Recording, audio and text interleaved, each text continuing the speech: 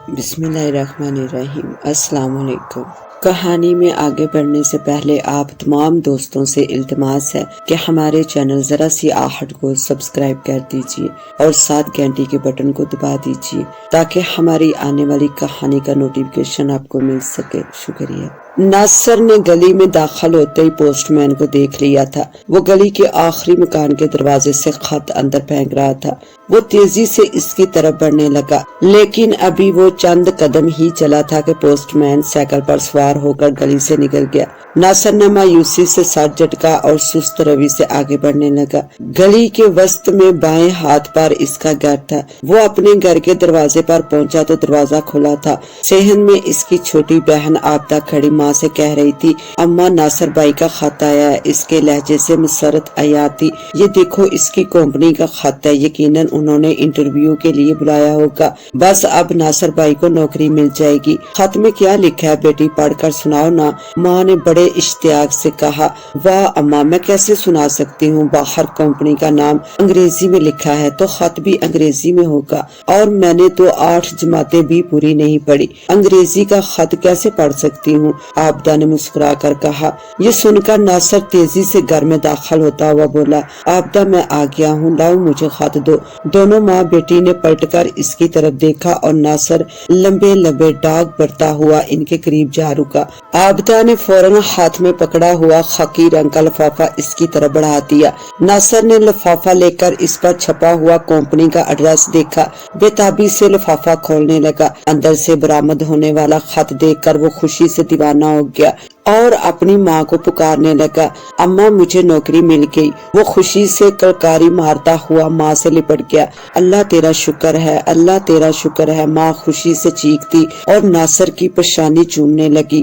عابدہ خوش ہو کر بولی، سچ بھیا؟ ہاں میری گڑیا۔ ناصر نے ماں کو چھوڑ کر عابدہ کو کندھوں سے پکڑ کر گھما دیا۔ اب تیرا بھائی بے روزگار نہیں ہے، نوکری مل گئی ہے، ہماری قسمت بدل گئی ہے، میں اب خوب کماؤں گا، تیری شادی کے لیے ڈھیروں روپیہ جمع کروں گا، اپنی گڑیا جیسی بہن کو دھوم دھام سے بیاؤں گا۔ عابدہ شرم سے سرخ ہوتی ہوئی کمرے سے بھاگ گئی۔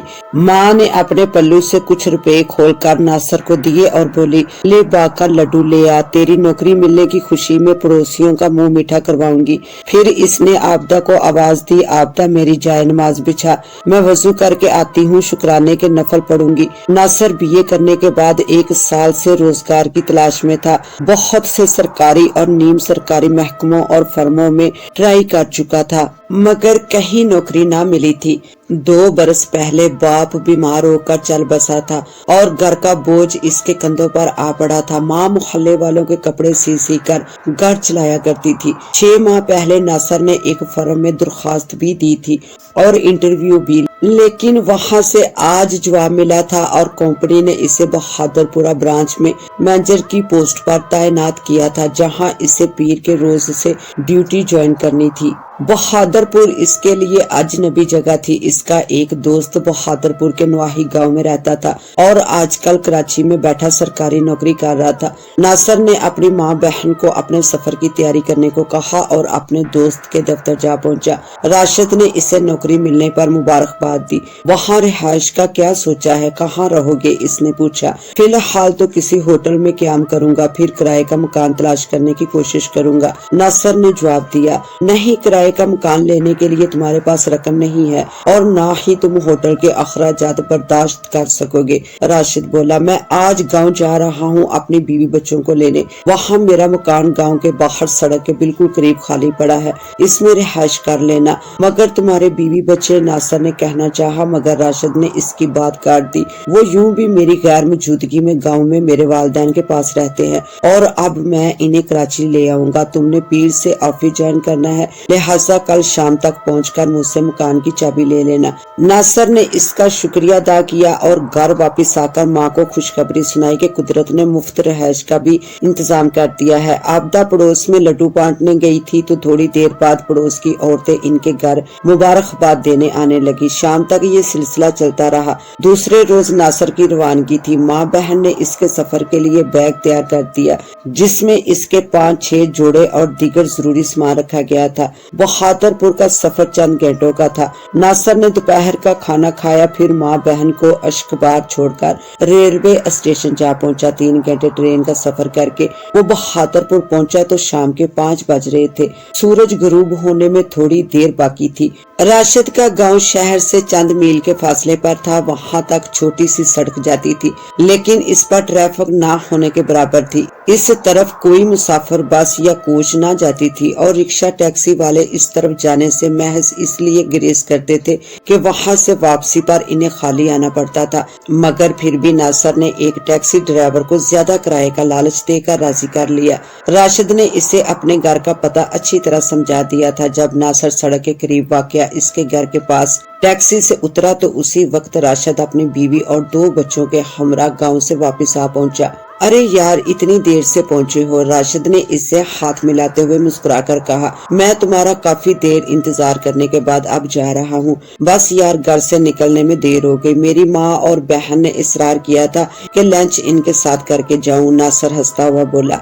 इनकी ख्वाहिश भी बजा है, पहली बार तुमसे बिछड़ने लगे थे, राशिद ने जेब में हाथ डालते हुए कहा। नासिर की छोड़ी हुई टैक्सी इसने अपने लिए करवा ली थी और बीवी बच्चे टैक्सी में बैठ चुके थे। इसने जेब से मकान की चाबी निकालकर नासिर को थमाई और तेजी से बोला, वक्त होता तो मैं तुम्हारे साथ चलता और तुम्हें मकान दिखाता, मगर मेरी गाड़ी छूटने में सिर्फ 15 मिनट रह गए हैं। वो सामने देख रहे हो ना, दरख्तों के दरमियान मकान, वहाँ तुम्हारे लिए हर सहूलत मौजूद है। अलबत्ता तुम्हें अपने काम खुद करना पड़ेंगे। और हाँ, सुबह तुम्हारी ड्यूटी का पहला दिन है, इसलिए सोते न रहना और वक्त पर ऑफिस पहुँच जाना। मैंने सुना है तुम्हारा इंचार्ज बहुत सख्त आदमी है, वक्त की पाबंदी खुद भी करता है और दूसरों से भी करवाता है।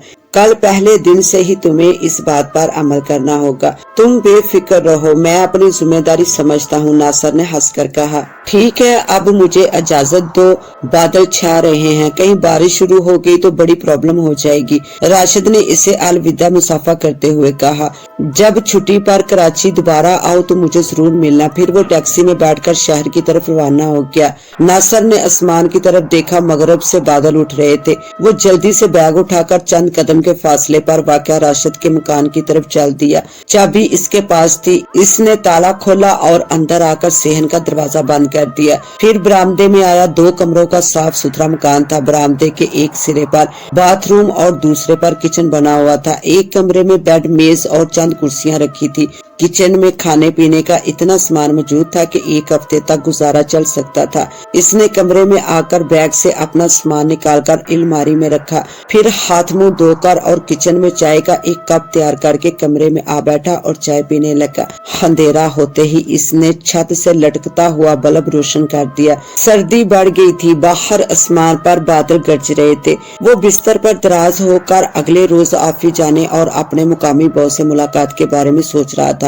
थोड़ी देर बाद तेज हवा चलने लगी और आसमानी बिजली चमकने लगी। तो न जाने इस जगह से क्यों खौफसा महसूस होने लगा। बेड से चंद गज के फासले पर खिड़की थी। ये खिड़की सड़क के रुख पर थी। चंद लम्हों बाद अचानक बादल जोर से गरजे और बूंदाबांदी शुरू हो गई। इसने घड़ी पर वक्त देखा तो 9 बज चुके थे। आसमान स्याह बादलों से तरातर हो रहा था। जब भी बादल गरजता वो एकदम सहम जाता। हवा के जोर से छत में लगा बल्ब बुरी तरह दाएं बाएं हरकत कर रहा था। वो चंद मिनट तक बिस्तर पर पड़ा रहा, फिर बिस्तर से उठकर कुर्सी उठाकर खिड़की के पास रखी और इस पर बैठकर बाहर का नजारा करने लगा। यहाँ से वो सड़क तक का मंजर देख सकता था। बूंदाबांदी चंद मिनट बाद ही बारिश में तब्दील हो गई और इसके साथ ही लाइट चली गई। शायद बारिश की वजह से बिजली के मेन लाइन में कोई खराबी हो गई थी। अंधेरा हुआ तो नासिर के जहन पर छाया खौफ का तासर गहरा हो गया। बादलों की चमक और बिजली की कड़क दिल दहला रही थी। इसने दरवाजे की तरफ देखा। बिजली की चमक में दरवाजा बंद नजर आया। फिर वो खिड़की से बाहर देखने लगा। चंद मिनट बाद बारिश का जोर टूट गया। इसी लम्हे फजा में किसी गाड़ी के इंजन की आवाज उभरने लगी। इस वक्त और इतने तूफानी मौसम में कौन सर फिरा गाड़ी चला रहा है, इसने दिल में सोचा। रफ्ता रफ्ता गाड़ी करीब आती चली गई और फिर खिड़की के ऐन सामने सड़क के किनारे रुक गई। اسی لمحے بجلی چمکی اور ایک پل کے لیے ماحول روشن ہو گیا۔ ناصر کی نگاہ اس گاڑی پر پڑی۔ وہ پرانے ماڈل کی مزدا کار تھی اور اس کا دروازہ کھول کر ایک دراز قد شخص باہر آیا تھا۔ ہیڈ لائٹس کے اجالے میں ناصر نے غور سے دیکھا۔ وہ دراز قد شخص سیاہ پتلون اور سیاہ جیکٹ میں ملبوس تھا۔ اس نے کار کے سامنے آ کر بونٹ اٹھایا اور اس کی طرف جھک گیا۔ ناصر سمجھ گیا کہ کار کے انجن میں کوئی مسئلہ پیدا ہو گیا ہے، جسے دور کرنے کے لیے سیاہ پوش اجنبی کو وہاں رکنا پڑا۔ وہ دیکھتا رہا۔ اجنبی چند لمحوں تک انجن پر جھکا رہا، پھر سیدھا ہوا۔ اسی لمحے بجلی چمکی اور اس کا چہرہ روشن ہو گیا۔ وہ عجیب سے خد و خال کا مالک تھا۔ چہرے سے پریشانی عیا تھی۔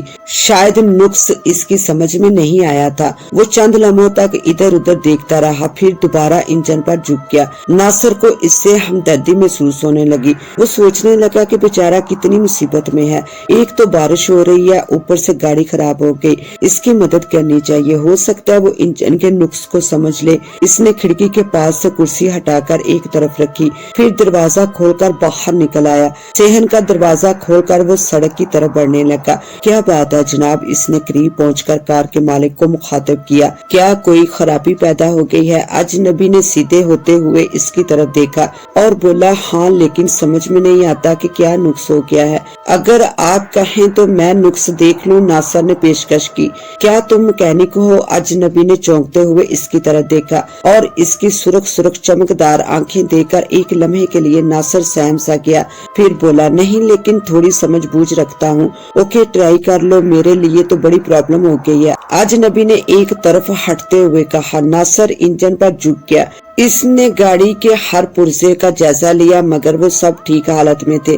اس نے چند لمحوں بعد گردن موڑ کر اجنبی کی طرف دیکھا تو وہ اس کی جانب دیکھ رہا تھا۔ ناصر کو نہ جانے کیوں وہ شخص بہت پرسرار معلوم ہو رہا تھا۔ اس کی آنکھوں میں عجیب سی چمک تھی اور وہ بڑی عجیب نگاہوں سے ناصر کی طرف دیکھتا ہوا سگریٹ کے کش لے رہا تھا۔ کوئی لمبی خرابی ہے صاحب؟ اس نے سیدھے ہوتے ہوئے اجنبی سے کہا۔ کیا کوئی سروس اسٹیشن یا مکینک کی دکان ہے یہاں؟ اجنبی نے پوچھا۔ مکینک کی دکان تو نہیں ہے، لیکن اگر ہوتی بھی تو اتنی طوفانی بارش میں وہ کیسے بیٹھا رہ سکتا تھا؟ ناصر نے مسکراتے ہوئے کہا۔ اب کیا ہوگا، میرا جانا ضروری ہے، اجنبی پریشانی سے ہاتھ ملتا ہوا بولا۔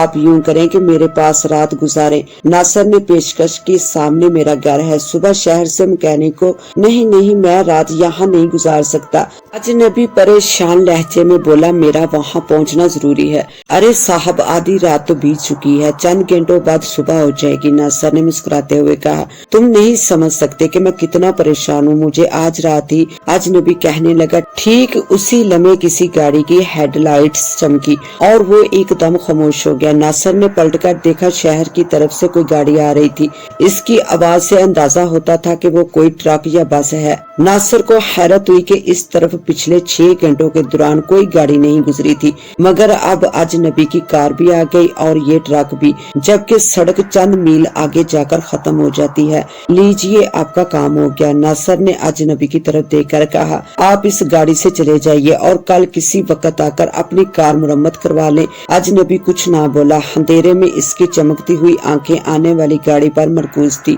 جلد ہی وہ گاڑی ان کے قریب آ پہنچی۔ وہ ایک ٹرک تھا جس پر مال لدا ہوا تھا۔ ٹرک ڈرائیور نے قریب آ کر بریک لگائی، پھر کھڑکی سے سر نکال کر ان کی طرف دیکھا۔ کیا ہوا صاحب، خیریت تو ہے نا؟ اس نے پوچھا۔ ہاں، ناصر جلدی سے بولا۔ انجن میں کوئی خرابی پیدا ہو گئی ہے، کیا اس کو ٹھیک کر سکتے ہو؟ کوشش کروں گا، ڈرائیور نے سڑک سے اترتے ہوئے کہا۔ اس نے اپنے ہیلپر کو ہدایت کی، چھوٹے ذرا خیال رکھنا، میں صاحب کی گاڑی کو چیک کر لوں۔ وہ ٹرک سے اتر کر قریب آ گیا۔ بوندا باندی اب بہت ہلکی ہو رہی تھی۔ ناصر کا لباس بھیگ چکا تھا اور سردی سے اس کے ہاتھ پاؤں کانپ رہے تھے۔ ڈرائیور ٹارچ کی روشنی میں کار کے انجن پر جھک گیا اور خرابی تلاش کرنے لگا۔ اجنبی بے چینی سے قریب ہی ٹہل رہا تھا۔ بارش کی پھوار نے اسے بھی بھگو دیا تھا، لیکن وہ سردی سے بے نیاز معلوم ہو رہا تھا، جبکہ اس کے مقابلے میں ناصر کی سردی سے دانت بج رہے تھے۔ چند منٹ بعد ڈرائیور نے مایوسی سے کندھے جھٹکتے ہوئے اجنبی کی طرف دیکھا اور بولا، مشکل ہے صاحب، اسے تو کوئی مکینک ہی ٹھیک کر سکے گا۔ یہ تو مجھے بھی پتا ہے، لیکن اب کیا ہوگا؟ اجنبی پریشان لہجے میں بولا۔ دیکھیے میں نے تو اپنی پوری کوشش کی ہے جناب، سفر میں ہر ایک کو دوسرے کی مدد کرنی چاہیے، اور میں نے بھی بارش کی پرواہ کیے بغیر اپنا اخلاقی فرض ادا کرنے کی کوشش کی ہے، حالانکہ سردی بھی بہت ہے۔ تمہارا بہت شکریہ۔ ناصر اس کی بات کاٹتے ہوئے بولا، سردی سے تو میری بھی کلفی جم رہی ہے، کیا یہاں قریب میں چائے کا کوئی ہوٹل نہیں ہے؟ ایک پیالی چائے پینے سے سردی کچھ کم ہو جائے گی، ڈرائیور نے کہا۔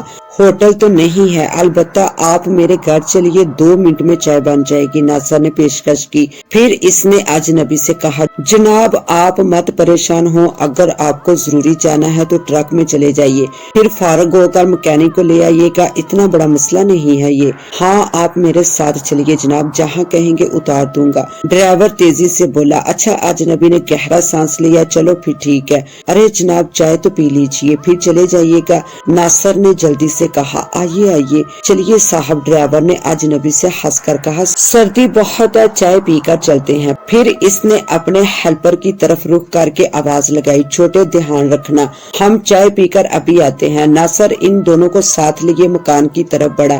مکان کے صحن میں داخل ہوتے ہی لائٹ آ گئی اور کمرے کا بلب جلنے لگا۔ ناصر نے خدا کا شکر ادا کیا کہ لائٹ آ گئی، ورنہ اندھیرے میں چائے بنانے میں دشواری پیش آتی۔ اس نے کمرے میں آ کر ڈرائیور اور اجنبی کو کرسیوں پر بٹھایا، پھر چائے بنانے کے لیے کچن میں جا گھسا۔ 5 منٹ میں چائے تیار ہو گئی۔ اس نے 3 پیالیوں میں چائے ڈالی اور پیالیاں ٹرے میں رکھ کر کمرے میں آ گیا۔ اس نے ایک ایک پیالی ان دونوں کے آگے میز پر رکھی اور تیسری اپنے ہاتھ میں لے کر بیڈ پر آ بیٹھا۔